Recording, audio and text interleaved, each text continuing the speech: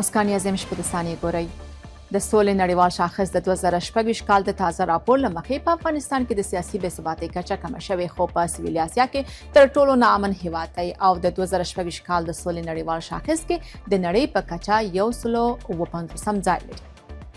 د ملګرو ملتونو د سرمنشي د ځانګړي استازي نوی مرستیال کابل ته رسېدلی. ټرمپ وایي چې ډېر ژر به د امریکا او ایران هوکړه ډاګیزه شي. طالبان وايي راتلونکي میاشت کابل ته د ازبکستان 100 کسیزه پلاوی راځي. جرمني کابل ته په یو چارټر الوتکه کې 10 نور افغان پناه غوښتونکي اخراج کړل. بلجیم د طالبانو د سفر په تړاو ویلي که د اروپا مېلمنو ته ویزې ورنکړو د بروکسل دریځ کمزوری کیږي. پاکستان وايي د افغان کډوالو د ایستلو بهیر دی په 45 ورځو کې بشپړ شي.